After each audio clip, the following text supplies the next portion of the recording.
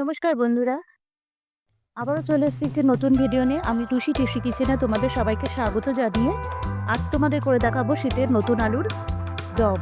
তো এই দম ভাত, রুটি, পরোটা সব কিছুর সাথেই ভালো লাগে। তো এখানে আমি আলু সেদ্ধ করে ছুলে নিয়েছি। তারপর কড়াইতে পরিমাণ মতন তেল দিয়ে তেলটি গরম করে দিয়ে দিচ্ছি আলুগুলো। তো আলুগুলোকে আমি লবণ দিয়ে ভালো করে ভেজে তুলবো।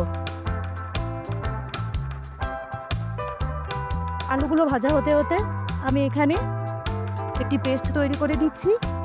তো এই পেস্টটি তৈরি করব আমি 8-9টি কাজু বাদাম, 2 চামচ চারমগজ এবং 4-5টি কাঁচা লঙ্কা আর দিয়ে দিচ্ছি অল্প আদা। তো এই সব দিয়ে আমি পেস্টটি তৈরি করে নিচ্ছি। এখানে আমি লবণ দিয়ে আলুগুলোকে ভালো করে ভেজে তুলে নামিয়ে রাখছি।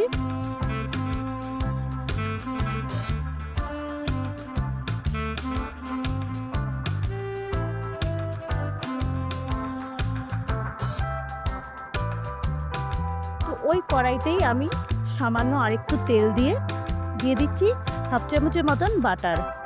তো বাটার দেওয়ার সময় আমি গ্যাসের ফ্লেমটা একদম কমিয়ে রাখছি। তো বাটারটা যখন আমার গলে গেল দিয়ে দিচ্ছি একটি শুকনো লঙ্কা, একটি তেজপাতা আর ফোড়নের জন্য অল্প গোটা জিরে।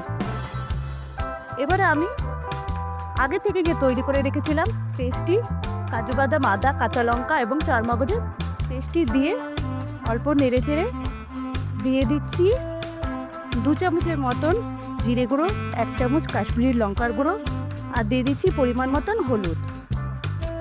পরিমাণ মতন হলুদ দিয়ে দিচ্ছি মশলার বাটিটা ধোয়া সামান্য জল। তো জলটা দিয়ে নেড়ে চেড়ে যখন একটু কষে আসলো দিয়ে দিলাম 3-4 চামচের মতন ফ্যাটানো টক দই। তো ফ্যাটানো টক দইটা যখন দিলাম তখনও আমি গ্যাসের ফ্লেমটা কমিয়ে রাখছিলাম। এবারে দিয়ে দিলাম হাফ চামচের মতন লবণ। আগে আমার যেহেতু আলু ভাজার সময় লবণ দেওয়া ছিল সেহেতু আমি অল্পই লবণ দিলাম। এবার লবণ দিয়ে নেড়ে চেড়ে দিয়ে দিচ্ছি একটা ক্যাপসিকাম কুচি এবং একটা টমেটো কুচি। এই দুটো দিয়ে আবারও নেড়ে চেড়ে দিয়ে দিচ্ছি আগে থেকে ভেজে রাখা আমার ছোট আলুগুলো। তো ছোট আলুগুলো দিয়ে ভালো করে আমি নেড়ে নিলাম। নেড়ে নিয়ে সামান্য জল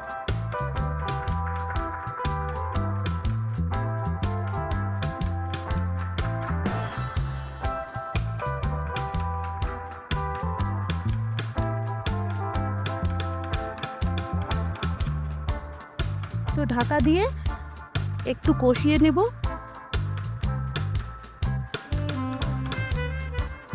ঢাকা খুলে দিয়ে দেব 1 চামচের মতন চিনি এবং সামান্য কসুরি মেথি পাতা। আবার একটু নেড়ে চেড়ে নিচ্ছি। নেড়ে চেড়ে আমি এবার আমার সবজি গ্রেভিটা তৈরির জন্য যতটা জল লাগবে ঠিক ততটা আমি জল দিলাম, দিয়ে ঢেকে দিচ্ছি। তো জলটা যখন ফুটে কমে আসলো দিয়ে দিলাম 1 চামচের মতন গরম মশলা গুঁড়ো এবং 1 চামচ ঘি।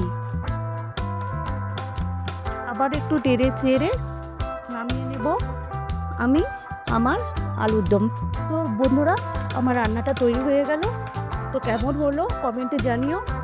ভালো লাগলে একটি লাইক করে দিও, চ্যানেলটিকে সাবস্ক্রাইব করে নিও এবং সম্পূর্ণ ভিডিওটি দেখার জন্য ধন্যবাদ।